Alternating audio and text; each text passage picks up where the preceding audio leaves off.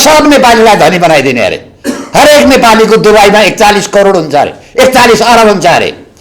हरेक नेपालीको चाहिँ अजय समार्गेका जस्ता व्यापारी पार्टनर हुन्छन् अरे। पुष्पकमल दाहालको जम्मै नेपालीलाई धनी बनाउने सपना सुरु भयो। अर्का ठग सुरु गर्न थाले। यस्तो ठगी त अब नेपालमा चल्दैन। पुष्पकमल दाहालको सम्पत्ति छानबिन गरौँ। अहिलेसम्म राजनीतिज्ञका नाममा रहेको औषध उपचारको पैसा, राजनीतिज्ञलाई दिएको आर्थिक सहायता, यो जम्मै पैसा असुल गर्नुपर्छ। हाम्रा धेरैवटा नाराहरू अहिले नेताका मुखमा छन्। हामीहरूले पञ्चायतकालदेखि भ्रष्टाचारीको, राजनीतिज्ञको सम्पत्ति छानबिन गरौँ भने बाबुराम पनि तयार हुनुभयो, कमल थापा पनि तयार हुनुभयो। संसदमा बारम्बार प्रश्न उठ्छ र योभन्दा अगाडि नेकपाको घोषणापत्रमा लेखियो नै, हामी सरकारमा आयौँ भने राजनीतिज्ञ र उच्च ओदाका मान्छेको सम्पत्ति छानबिन गर्छौँ भने, तर काम भएन। यही सब कुरा हेरेर हामीहरूलाई देशभरिबाट मान्छेले एकताल हामी मेचीदेखि महाकाली 77 जिल्लाका मान्छे बसेर एउटा व्यापक विचार विमर्श गरौँ। अब हाम्रो गन्तव्य के हुने, देशको गन्तव्य के हुने भन्ने विषयमा छलफल गरौँ भन्ने अनुरोध आएका कारणले हामी सिना मङ्गलको एसआर ब्याङ्केटमा 28 र 29 गते दिनभरि हामी बस्छौँ। यसका लागि हामीसित सम्पर्क भएका मान्छेलाई हामीहरूले खबर गरिसकेका छौँ। जसले खबर पाउनु भएको छैन, यही सूचनालाई आधार मानेर आउन पनि सक्नुहुन्छ। र जो यो देशको यो अवस्थातिर चिन्तित हुनुहुन्छ, हामीहरूले उठाएका नारासँग सहमत हुनुहुन्छ, त्यो उहाँहरू पनि आउन सक्नुहुन्छ। हामी कुनै गोप्य काम गर्दैनौँ, हामी गैर कानुनी काम पनि गर्दैनौँ। हामीहरूलाई कसैले मार्नु छैन। पुष्पकमल दाहाल जस्तो 17,000 मारे जस्तो हामीहरूले काहीँ बम पड्काउनु पनि छैन। हामी ध्वंसात्मक काम गर्नु पनि छैन। हाम्रामा सिआइडीहरू आए पनि हुन्छ, त्यसलाई पनि हामी कन्भिन्स गर्छौँ। त्यसैले भूपू राष्ट्रसेवक, भूपू सेनाका मान्छे, भूपू प्रहरीका मान्छे, राप्रपाका राजा र देश भन्ने मान्छे, कमल थापाले उहाँहरूको इच्छा पुरा गर्न सक्नु भएन। माओवादी जे नाराले हिजो त्यत्रा लडाका लागेका थिए, पुष्पकमल दाहालले ती जम्मैलाई बिर्से।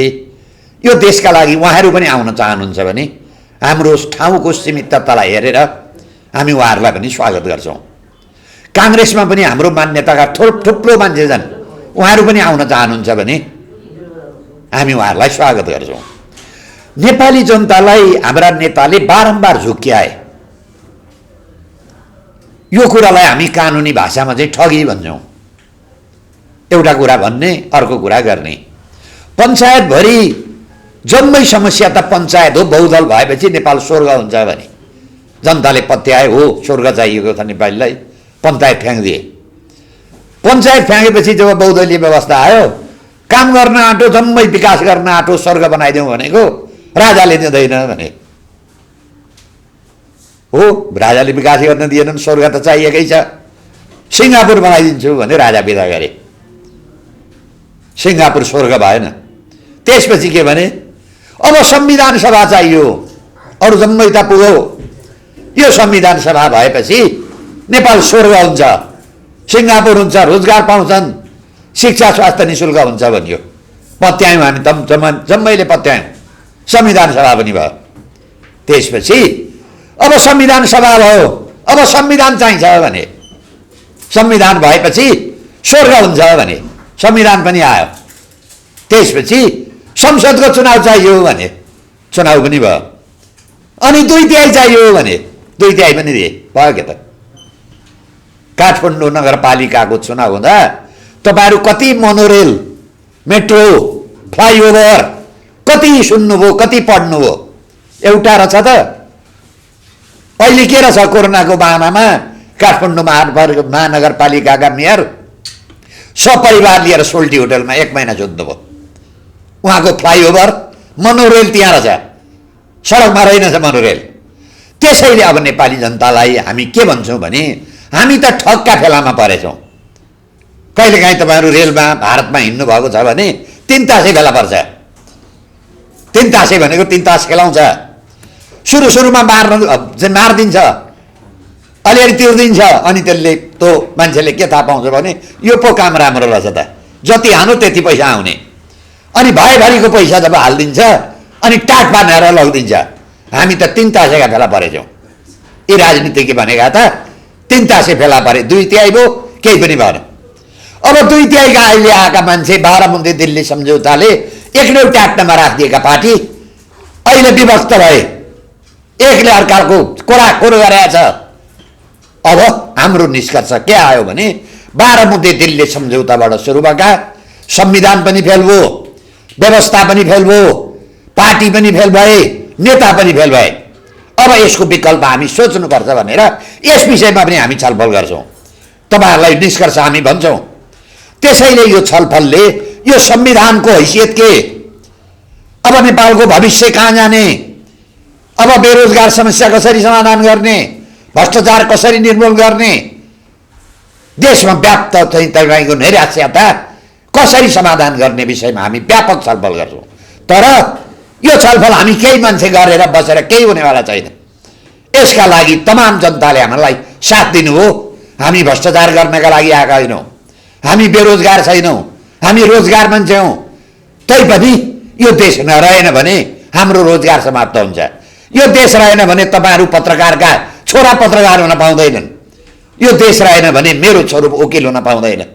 त्यसैले यो कामका लागि हामी निस्वार्थ कामले गर्दैछौँ। अहिलेका नेताहरू निस्वार्थ गरेका होइन रहेछन्। अहिले यो 77 सालमा एउटा चाहिँ सकारात्मक काम भयो। 12 दिल्ली सम्झौताले सिक्किम बनाइदिन एउटै ट्याक्टामा घाँस हालेर पठाइदिएका खसी यहाँ सिगौरी खेल्न थाले। ती खसी ती 3 टुक्रा भए, 3 पार्टीतिर लागे। पुष्पकमल दाहाल एकतिर, माधव नेपाल एकतिर, खड्ग ओलीजी एकतिर। कम से कम अब सिक्किम हुँदैन कि नेपाल, सिक्किम बनाउने शक्ति विभक्त भयो। त्यो एउटा 77 सालको सकारात्मक सन्देश हो। यो होइन भने जे परिस्थिति सिक्किमको थियो त्यही परिस्थिति नेपालको हुन्छ भन्ने हामीलाई ठुलो आशंका छ र हामीहरूले राजाको कुरो पनि गर्यौं। 14-15 वर्ष नेपालमा राजा यी छन्। जनता राजाको के हो दृष्टिकोण के हो थाहा पाउनु पर्यो भन्छन्। तर राजाबाट कुनै अभिव्यक्ति आइरहेको छैन र संसारमा जसले राजनीति अधिकार प्रयोग गर्न खोजे राजा ती विदा भए। जुन राजा जनतासँग मिलेर जनताको साथमा बसे, राजनीति अधिकार प्रयोग गर्न खोजेनन्, ती राजा सम्मानित भए। अब हामी नेपालमा राजाको हैसियत बेलायत अथवा जापान जस्तो हामी बनाउन चाहन्छौँ। नेपालमा 12-13 वर्षमा 12-13 वटा सरकार फेरियो। अहिले 2/3 सरकारको नि यही दुध चाहिँ तपाईको चाहिँ यही कारणले फेरिँदैछ 3 वर्षमा। अहिले आज जाने कि भोलि जाने चाहिँ शङ्का छ। यसको कारण के हो? 2-3 वटा कारण छन्। संसारमा गणतन्त्र चलेको छ, अरू देशमा पनि चल्छ, तर नेपालको फरक परिस्थिति रहेछ। अर्को किन गणतन्त्र यहाँ चलेन भन्दाखेरि चीन र भारतको बीचमा मित्रता छैन। नेपालका राजनीतिक पार्टीहरू नेपालमुखी छैनन्, भारतमुखी र चीनमुखी छन्। चीनमुखी सरकार आयो भारतले खुट्टा तान्छ। के भन्छ? चीनमुखी सरकार आएपछि पेकिङ काठमाडौँ आइपुग्यो, बेजिङ काठमाडौँ आइपुग्यो, अब मेरो दिल्लीलाई खतरा छ, खुट्टा तान्छ। जब दिल्लीमुखी सरकार काठमाडौँमा आउँछ, बेजिङले भन्छ ल दिल्ली काठमाडौँ आइपुग्यो, मेरो तिब्बतलाई खतरा छ, तान खुट्टा। जसको मारमा हामी परिरहेको छ, यसलाई रोक्न सक्ने हैसियत के हो त? त्यसको एउटै मात्रै संसद अन्तर्गतको एउटा राज संस्था राख्यौँ भने त्यो समस्याको समाधान हुन्छ। जस्तो उदाहरणका लागि यहाँको सरकारले भारतलाई केही गुनासाहरू गरे, केही चीनमुखी काम गर्यो भने त्यो भारतले आएर राजालाई गुनासो गर्छ।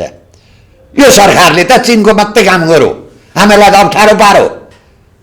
राजाले सरकारका प्रधानमन्त्रीलाई बोलाउँछन्, ए भारतको मान्छे आएर यसो यसो भन्दै थियो, त्यो पनि हाम्रो छिमेकी हो, त्यसको चित्तमा नदुखाऊ भनेर एउटा निर्देशन दिने ठाउँ थियो। यहाँ चाहिँ तपाईँको चाहिँ भारतको काम मात्रै गरो, चीनले गुनासो गर्यो भने गुनासो गर्ने ठाउँ थियो। अहिले नेपालमा त नागरिकका गुनासा गर्ने ठाउँ पनि रहेनन्। तर अब फेरि यसको फाइदा लिएर राजाले म पञ्चायत खालको राजा चलाउँछु, अब मैले शासन गराउँछु भन्ने हो भने त्यो चाहिँ असम्भव देखिन्छ। त्यसैले हामीहरूले नेपाल खैर यो विषयमा हामी छलफल गर्छौँ। हामीहरूले एउटा अलिकति धारणा परिवर्तन गरेर राजाले जनतासँग भन्नु पर्यो देश र नेपाल र नेपालीका समस्याको समाधान कसरी गर्ने, त्यो समस्या समाधानको लागि म के हैसियत खोज्ने, जनताको कित्तामा आउने कि नआउने र संसद अन्तर्गत बस्ने कि नबस्ने राजाले यो कुरो डिक्लेयर गर्नुपर्छ। पृथ्वीनारायण शाहले विशेषनगरजीको घरमा मित्रता गरेर विशेषनगरजीलाई साथ लिएर बन्दुक बोकेर युद्धमा लडेर देश बनाए। पृथ्वीनारायण शाहले बनारसबाट मुसलमानलाई झिकाए हतियार बनाउनलाई। त्यस्तो मिहिनेत गरेर आर्जन गरेको देश पृथ्वीनारायण शाहका सन्तानले खाली बसेर मात्रै हुँदैन। अब नेपालको समस्या यो देशमा जोगाउँछु भनेर जनताका कित्तामा आएर साथमा बस्नु पर्यो। हाम्रो राजासँग यही आग्रह। त्यसका लागि राजाले कुनै एउटा समय दिएर म देश जोगाउन आएँ, भ्रष्टाचारी चाहिँ नियन्त्रण गर्छु, मलाई साथ दिनुहोस्, म नारायणहिटीबाट त्रिपुरेश्वरसम्म पैदल यात्रा गर्छु भन्ने हो भने 50-60 लाख नेपाली जनता आउँछन्। तर भात अगाडि थालमा छ भने पनि हातले मुछेर मुखमा त लानै पर्छ। त्यो थालको भात मुखमा त्यसै जाँदैन। हिँड्ने हो भने पाइला चाल्नै पर्छ। हाम्रो राजासँग त्यही अपेक्षा। अब कमल थापा, केशर बहादुर बिष्टले भने जस्तो पञ्चायतका राजा जय राजा, श्री 5 महाराज धिराजका जय जय भनेर मन्त्री खाने जमाना गए। अब त्यो जमाना कसैले त्यो कल्पना गरेको छ भने त्यो दिवा सपना हुन्छ। तर यो देश नेपाली जनता र राजाले एकीकरण गरेको देश। अब यो देश बचाउने जिम्मा पनि नेपाली जनता र राजाको छ। राजा नेपाली जनताको कित्तामा आउनुपर्छ। जनता भनेका जनार्दन हुन्। जनतासँग जुक्ता इज्जत जाँदैन, इज्जत बढ्छ। त्यही अपेक्षा हामी यो विषयमा पनि हामी 28 र 29 गते व्यापक रूपमा छलफल गर्छौँ। अर्को हामी छलफल एउटा गर्छौँ। अहिले 83% बजेट, 8वटा राष्ट्रपति, 8वटा प्रधानमन्त्री, 886 संसद, 144 मन्त्री, यसै ताती काम छैन। अब हामीहरूले एउटा प्रस्ताव गरेका छौँ 100 देखि 120 संसद, त्योभन्दा बढी नराखौँ। 10 जना मन्त्री भए पुग्छ। उत्तर प्रदेश तपाईँ जानुहोस्, 23 करोड जनसङ्ख्या छ, 40-45 मन्त्री छन्, 400-500 मात्रै संसद छ। 3 करोड जनसङ्ख्यालाई 886 संसद किन चाहियो? यो 3 करोड जनसङ्ख्यालाई 144 मन्त्री किन चाहियो? हामी 10 जना मन्त्री सीमित गर्छौँ। यो चाहिँ प्रदेश खारिज गर्छौँ, स्थानीय निकायलाई अधिकार सम्पन्न बनाउँछौँ। जनताको काम त्यही स्थानीय निकायमा जम्मै काम हुनुपर्छ, त्यहाँबाट बाहिर निस्किनु पर्दैन जनता।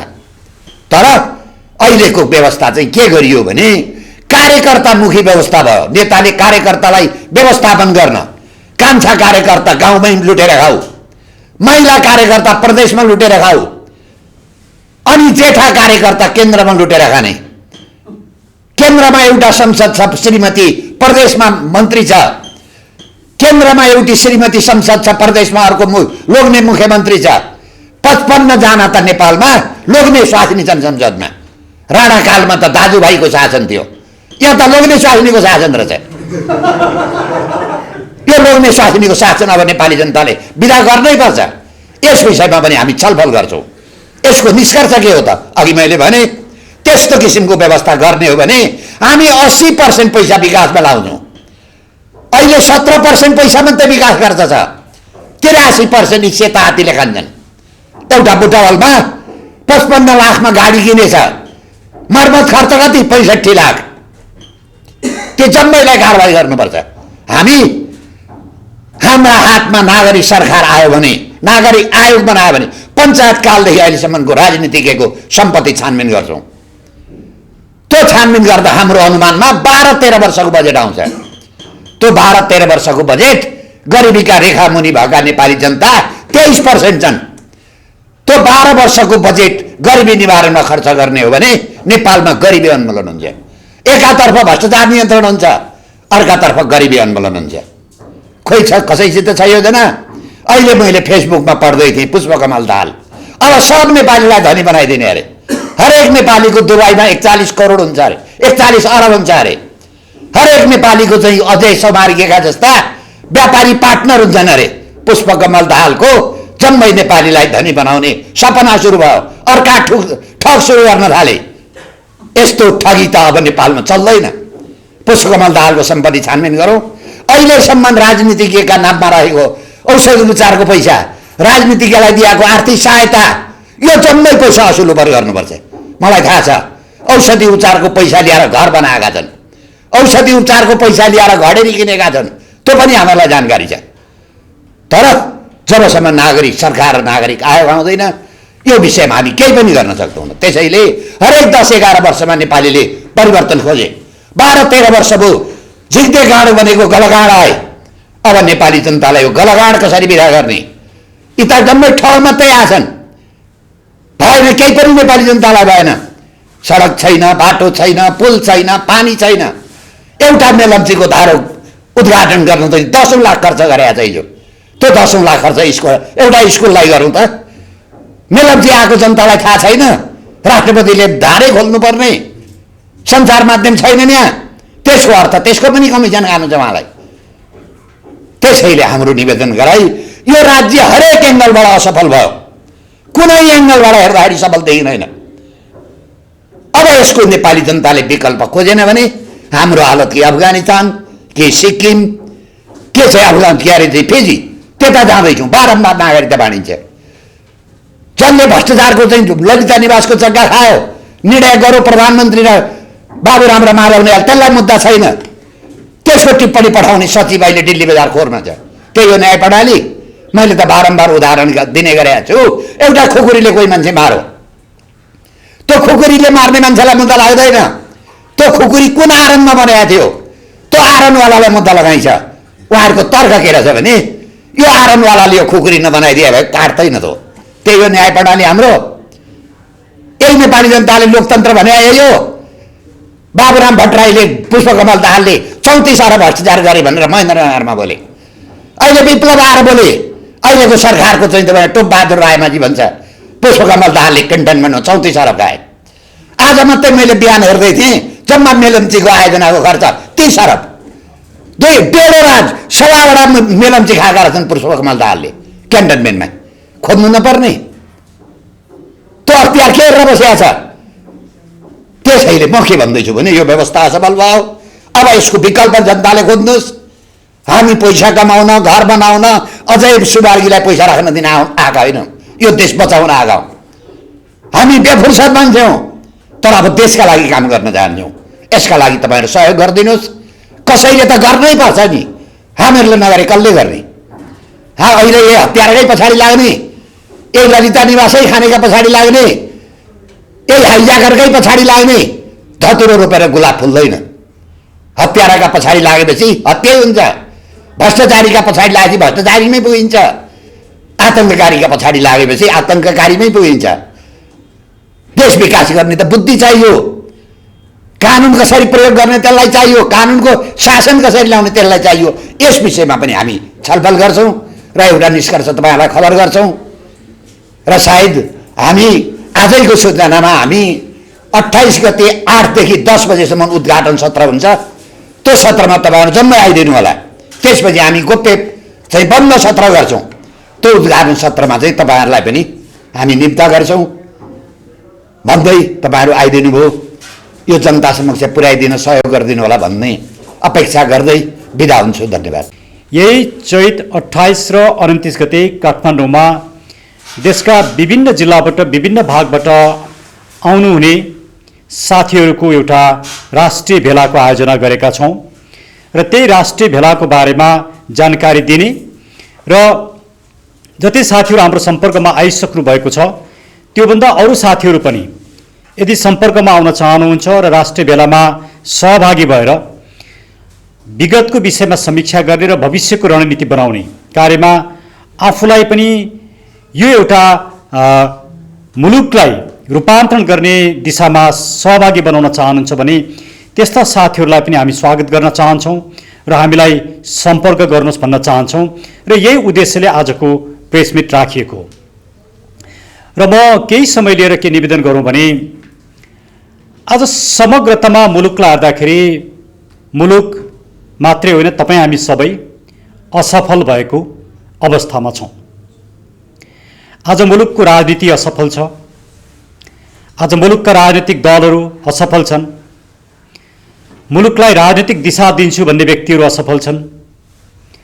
मुलुकको न्याय प्रणालीमा ठुलो असन्तुष्टि छ।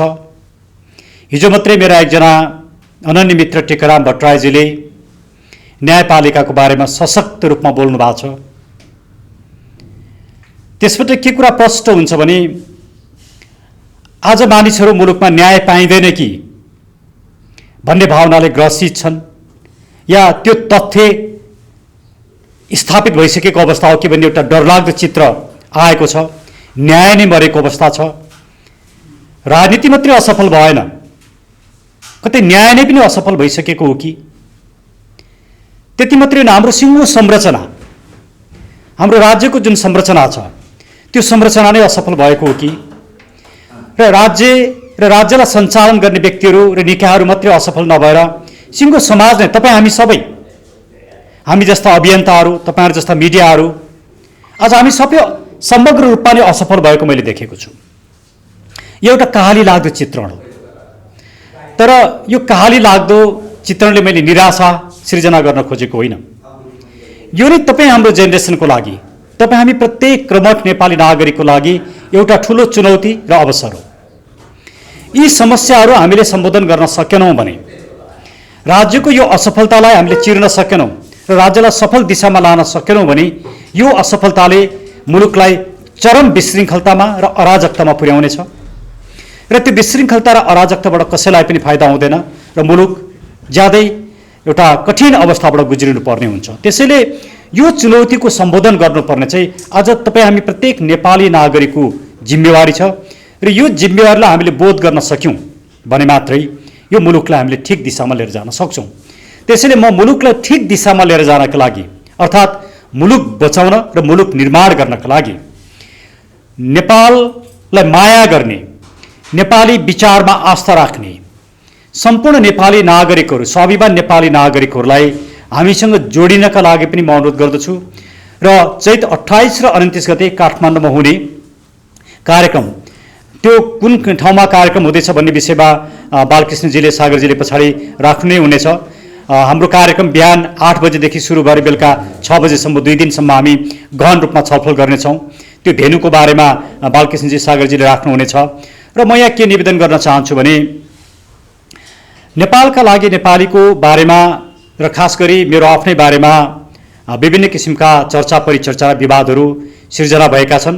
त्यसको विषयमा पनि मैले प्रश्न पार्नुपर्ने जरुरी छ। मैले पटक पटक पनि प्रश्न पारेको छु र म आज बहुत गम्भीर र संवेदनशील रूपमा भन्न चाहन्छु। म माथि एउटा के आरोप लगाइयो भने तपाईँ सीके राउतको लयर हो, सीके राउतको मुद्दा लड्नुभयो। आज सीके राउत राजनीतिक मूलधारमा आएका छन् र त्यसको लागि कसैको भूमिका छ भने डाक्टर राजेश ऐराजले भन्नुहुन्छ, डाक्टर राजेश ऐराज र मेरो संयुक्त प्रयासले भएको, त्यसमा सबैभन्दा ठुलो भूमिका मेरो छ, सुरेन्द्र भण्डारीको छ। म मेरो आलोचकहरूलाई प्रश्न गर्न चाहन्छु, तपाईँ यो मुलुक विखण्डन होस् भन्ने चाहनुहुन्छ कि विखण्डनकारीहरूले विखण्डनकारी गतिविधि छोडुन् भन्ने चाहनुहुन्छ? तपाईँ विखण्डन होस् भन्ने चाहनुहुन्छ भने मैले सीके राउतको पक्षमा गरेको बहस र सीके राउतलाई विखण्डनकारी गतिविधि छोड्नका लागि र राजनीतिक मूलधारमा ल्याउनका लागि गरेको मेरो प्रयास गलत हो। तपाईँ यो मुलुक बचाउन चाहनुहुन्छ, यो मुलुक ऐक्यबद्ध बन्नुपर्छ, मुलुक टुक्रिनु हुँदैन भन्ने चाहनुहुन्छ भने मैले जे प्रयास गरेँ त्यो प्रयास तपाईँले प्रशंसा गर्न नसके पनि तपाईँले नबुझिकन आलोचना जुन गरिरहनु भएको छ त्यो गलत छ। त्यसैले मेरा यी आलोचकहरूलाई म भन्न चाहन्छु, एकचोटि आँखा खोल्नुहोस्, come out of the box, मुलुकलाई माया गर्नुहोस्, के गर्दा मुलुकलाई राम्रो हुन्छ त्यो कुरा सोच्नुहोस्। त्यसैले म मुलुकमा रहेका सम्पूर्ण देशभक्त, मुलुकलाई माया गर्ने नागरिकहरूलाई भन्न चाहन्छु, यो विषयमा तपाईँ झुक्किन जरुरी छैन, तपाईँ कन्फ्युज हुन जरुरी छैन। किनकि सीके राउत मूलधारमा आउनु भनेको, अझै पनि म भनिरहेको छु, सीके राउतले विखण्डनकारी गतिविधि छोड्ने कुरा अझै पनि नेपाली नागरिकहरूलाई विश्वस्त तुल्याउनुपर्छ। म अहिले पनि उहाँको आलोचक नै हो। तर जुन ठाउँमा सीके राउतजी आइपुग्नु भएको छ त्यसको श्रेय निश्चित रूपमा कि त सुरेन्द्र भण्डारलाई जान्छ कि त खड्गप्रसाद ओलीलाई जान्छ। त्यसैले भएको सत्य तथ्य र राम्रो कुरालाई प्रशंसा गर्न पनि नेपाली नागरिकले जबसम्म सिक्दैनन्, मुलुक बचाउने दिशामा उनीहरूको भूमिका कारगर हुन सक्दैन। दोस्रो विषय, केही समय अगाडि मेरो एउटा पोस्टले विवाद सिर्जना गर्यो। मैले त्यो पोस्टमा के भने 2047 सालको संविधान बिउजाएर राजा ल्याउने कार्यमा म संलग्न हुन सक्दिनँ या त्यस किसिमको राजा बोक्न सक्दिनँ भनेर मैले लेखेँ। हामीले प्रष्ट रूपमा डे 1 देखि जब नेपालका लागि नेपाली सुरु भयो, हामीले 5 वटा इस्यु उठायौँ। एउटा, यो मुलुकको सबैभन्दा ठुलो समस्या भ्रष्टाचार, त्यसले भ्रष्टाचारको अन्त्य गरिनु पर्दछ र भ्रष्टाचार कसरी अन्त्य गर्ने भन्ने बारेमा हामीले 6 वटा मोडालिटी दियौँ। कुनै पनि अभियानले, कुनै पनि राजनीतिक दलले त्यो कुरा अगाडि सारेको छैन। हामी हाम्रो एजेन्डा मात्रै अगाडि सारेनौँ, त्यसको समस्याको समाधान पनि हामीले मार्गचित्र पनि क्लियरली हामीले अगाडि राख्यौँ, जुन कुरा आज सबैले बोल्न थालेका छन्। एउटा। दोस्रो, हामीले राष्ट्रियता, आज राष्ट्रियता कमजोर छ, राष्ट्रियता बचाउनु पर्दछ। राष्ट्रियता बचाउनका लागि यो मुलुक बनाउने शक्तिहरूलाई निषेध गरेर हुँदैन। नेपाली नागरिक, नेपाली सेना र राज संस्था, यी 3टा शक्ति मिलेर यो मुलुक बनाए। यी 3टा शक्तिमध्ये कुनै एउटालाई मात्रै निषेध गरियो भने पनि यो मुलुक विखण्डनतिर जान्छ, यो मुलुक कठिन अवस्थामा पुग्छ, यसको राष्ट्रियता कमजोर हुन्छ भन्ने हामीले डे 1 देखि लिएको अडान हो र आज पनि हाम्रो त्यही अडान छ। तर हामीले भनेको कुरा के हो भने 47 सालको संविधानको कुरा गर्दाखेरि 47 सालको संविधानले डेमोक्रेसी र मोनर्की अर्थात् राज संस्था र लोकतन्त्रलाई एकै ठाउँमा राख्यो, एक अर्कासँग अनुन्याश्रित बनायो। राज संस्थालाई छोडेर डेमोक्रेसी मात्रै प्र्याक्टिस गर्नेमा पनि यो मुलुकको हितमा हुँदैन, डेमोक्रेसीलाई मात्रै प्र्याक्टिस गरेर राज संस्थालाई निषेध गर्ने पनि यो मुलुकको हितमा हुँदैन भन्ने त्यसको जुन फिलोसफी थियो, त्यो फिलोसफी हाम्रो आजको पनि प्रमुख एजेन्डा हो। हिजो डे 1 देखिको हाम्रो प्रमुख एजेन्डा हो। हामी त्यो एजेन्डामा हिजो पनि थियौँ, आज पनि छौँ। तर हामीले 47 सालको संविधान बिउजाउनु पर्छ भनेर हामीले भनेको होइन। कुनै पनि परिवर्तन, कुनै पनि क्रान्ति पछाडि फर्किँदैन। 47 सालका संविधानभित्र भएका थुप्रै घटनाहरू छन्। राजा वीरेन्द्रको सिङ्गो वंश नाश भएको छ। राजा ज्ञानेन्द्रले दुईचोटि सत्ता आफ्नो हातमा लिएका छन्, डेमोक्रेसीमाथि आक्रमण भएको छ। 17,000 मान्छे मारिएका छन्, जनयुद्ध भएको छ, नागरिकता बाँडिएका छन्, जहाँ बालकृष्णजी एक्लैले फाइट गरेर नागरिकता कुरा रोक्नु भएको छ। महाकाली सन्धि, अहिलेका प्रधानमन्त्री खड्गप्रसाद ओली लगायतका व्यक्तिहरू भएर महाकाली सन्धि गरिएको छ नेपालको अहितमा। यस्ता थुप्रै असङ्ख्य घटनाहरू छन्। ती सबै घटनाको जिम्मेवारी 2047 सालको संविधानले लिनुपर्छ। त्यसैले 2047 सालको संविधान बिउजिन सक्दैन, बिउजाउन हुँदैन भन्ने हाम्रो एउटा स्पष्ट दृष्टिकोण हो। तर 2047 सालका संविधानका राम्रा पक्षहरू, लोकतन्त्र सहितको राज संस्था, त्यो कुरालाई हामीले आत्मसात गर्नुपर्छ र अबको मुलुकको पोलिटिकल फाउन्डेसन भनेको त्यही हो भन्ने कुरा हामीले भनेका हौँ। र सँगसँगै हामीले के भन्यौँ भने जब यो मुलुकमा राज संस्थाको विषयमा समाजमा छलफल, एकाडेमिक डिस्कोर्स हराइसकेको थियो, त्यो डिस्कोर्स सृजना गर्ने धेरै थोरै मान्छे, बालकृष्णजी, म लगायतका हामीहरू नै मानिसहरू हौँ। हामीले किन यो डिस्कोर्स अगाडि बढायौँ भने यो मुलुकमा डेमोक्रेसी र मोनर्की चाहिन्छ भनेर हामीले बढायौँ। आज मुलुकमा पर्याप्त रूपमा राज संस्थाको बारेमा छलफल भएको छ। तर समस्या कहाँ छ भने राजाको दृष्टिकोण चाहिँ के हो त? राजा आफै राजाको रूपमा फर्किन चाहन्छन् कि चाहँदैनन्? राजा कस्तो किसिमको राजा बन्न चाहन्छन्? राजा हिजोकै जस्तो सक्रिय राजा बन्न चाहने हो कि 47 सालको संविधान बोकेर राजा बन्न चाहने हुन् कि यही संविधानमा व्यापक परिमार्जन गरेर राजा बन्न चाहने हुन् कि या हामीले भने जस्तो संविधानभित्र बस्ने, पार्लिमेन्टभित्र बस्ने, राजनीतिक शक्तिको प्रयोग नगर्ने, मुलुकको आस्था र एकताको प्रतीक भएर बस्ने र राजनीतिक शक्ति नेपाली नागरिकहरूले नै प्रयोग गर्ने, यस किसिमको राजा भएर बस्ने हुन्। आज राजावादी आन्दोलन यहाँले जुन देखिरहनु भएको छ त्यो लगभग 3-4 वटा खेमामा विभक्त छ। हो, थुप्रै 400-500 सङ्घ संस्थाहरू छन्, तर सैद्धान्तिक रूपमा 3-4 वटा खेमामा विभक्त छ। पहिलो खेमा सक्रिय राजा, अहिले पनि राजाले नै सबै थोक गर्नुपर्छ, राजा आएपछि मुलुक ठिक हुन्छ, एउटा संस्था या एउटा व्यक्ति आएपछि सबै उसँग डराउनुपर्छ र उसको त्यो डरका आधारमा, उसले गर्ने शासनका आधारमा मुलुक ठिक हुन्छ भन्ने एउटा सक्रिय राजाको जुन अवधारणा राख्यो त्यो अवधारणा गलत छ। आजको 21st सेन्चुरीमा सक्रिय राजाको परिकल्पना गर्न सकिँदैन। हामीले डे 1 देखि भनेको कुरा हो र आज पनि हामी त्यही भन्छौँ। र हामी के भन्छौँ भने 2047 सालको संविधान फर्काएर, बिउजाएर पनि राज संस्थाको भविष्य सुनिश्चित हुन सक्दैन। पोलिटिकल कन्फ्लिक्ट मुलुकमा निम्त्याएर राज संस्थाको भविष्य सुनिश्चित हुँदैन। राज संस्थाको अहिले पनि यो मुलुकमा आवश्यकता छ, मुलुकको राष्ट्रिय एकताको प्रतीकको रूपमा, राजनीतिभन्दा माथि उठेको संस्थाको रूपमा। तर 47 सालको संविधान बिउजाएपछि मात्रै राजा फर्किन्छन् भन्ने गलत धारणा बोकेर गरिने आन्दोलनको भविष्य छैन। त्यस्ता आन्दोलन हामी समर्थन गर्न सक्दैनौँ भन्ने हाम्रो धारणा हो। तर त्यो संविधानभित्रका राम्रा पक्षलाई यही संविधानलाई परिमार्जन गरेर या नयाँ संविधान बनाएर राख्नु पर्दछ भन्ने हाम्रो धारणा हो। त्यसैले म सम्पूर्ण नेपाली नागरिकहरूलाई के भन्न चाहन्छु भने हाम्रा एजेन्डाहरू हामीले जुन डे 1 देखि सारेका एजेन्डा हुन्, हाम्रो एजेन्डामा हामी अहिले पनि त्यही छौँ।